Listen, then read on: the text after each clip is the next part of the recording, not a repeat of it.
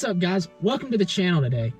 Now, the last time that you saw this Jeep, I think we were fixing the turbo actuator on it. But the last review you saw on this Jeep, this thing was just about 100% stock. So to get you up to speed, just in case some of you guys hadn't seen the last videos that I've done, which I highly recommend, go check them out. We've done a exhaust on this Jeep. A couple of parts have fallen off, you know what I mean. And then also this thing's gotten a tune, which has really woken this thing up.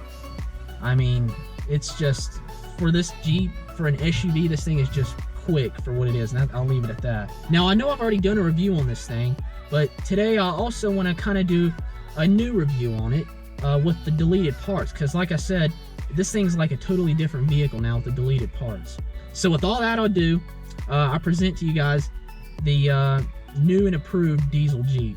Let's get started. So for my last review, we know back in 2008, for around $40,000, you've got a Jeep with a 215 horsepower, 376 foot-pounds of torque, diesel V6, Mercedes diesel V6 that is. Now, modern technology, in the years this Jeep's been out on the market, the aftermarket has come up with some really cool options for this Jeep that really before was just available for, you know, some of the bigger, you know, big 1-ton, 3/4-ton diesel trucks. Now, with all the mods that we did to this thing, they weren't all just for performance.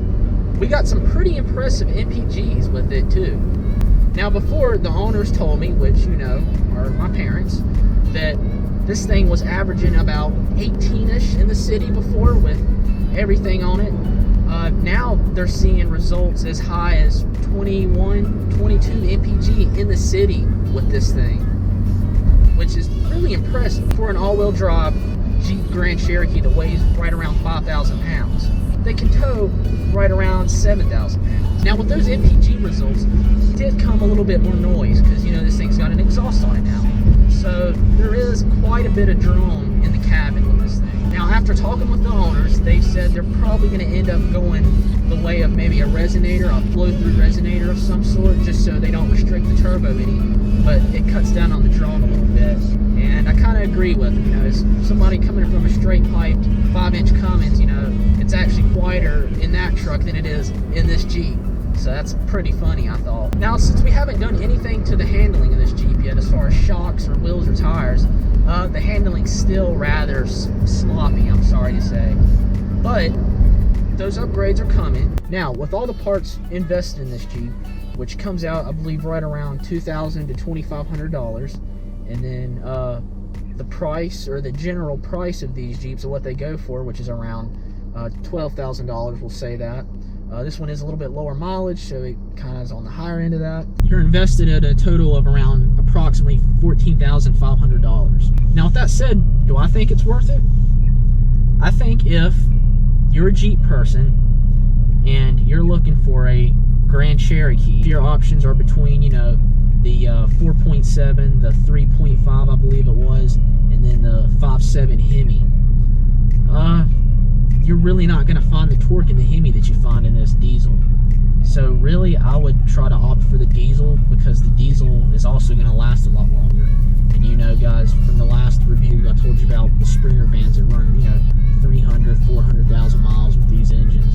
And you know, that's totally unmodified. That's with all the factory equipped equipment, we'll call it that. Now, you know, in the last review, we did that 0 to 60 test with that okay app.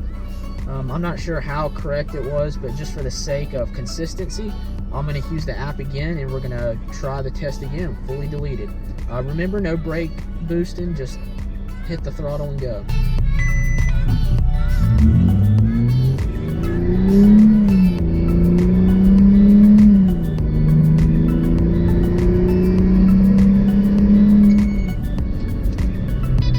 Okay, guys, so you can see right there, looks like we did a 0 to 60 in 7.6 seconds. Here's one of the older ones we did.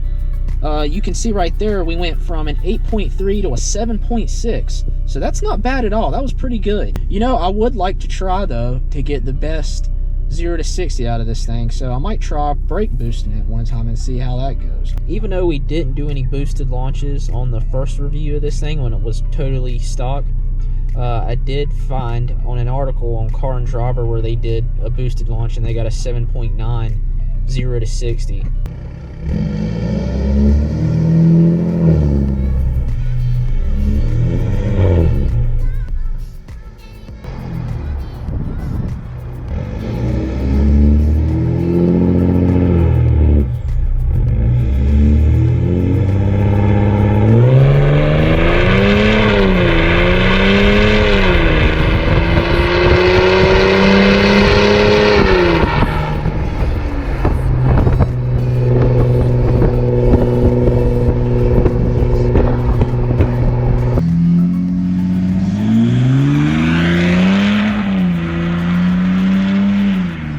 Okay guys, that was a little bit of a boosted launch.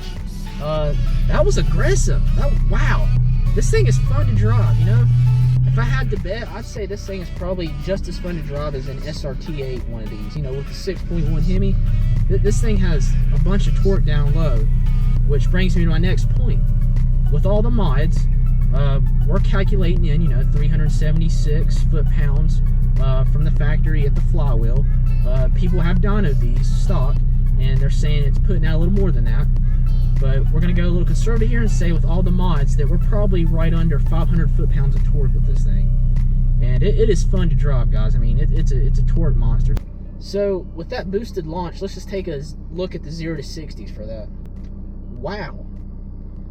All right, guys. So just with a boosted launch, we chopped our 0 to 60 down from, I believe it was 7.6 to an astonishing 5.7.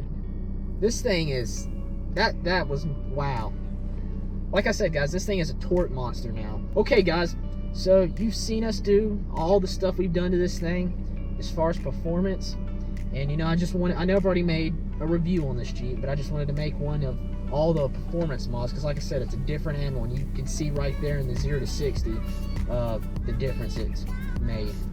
But like I said, just a little ending review on this thing. Even though we are done for now with the performance mods, the springs and shocks on this thing are getting a little bit tired, so that's definitely in the future. And then, you know, who knows, maybe some wheels and tires are coming, you know, stay tuned for that. So with that all said, we got more power, better fuel economy, and the driving experience of this Jeep is just so much better. It's a fun vehicle to drive now. With that said, we got some Cummins content coming up for you next. Stay tuned for that, and have a great day, and I'll see you guys on the next one.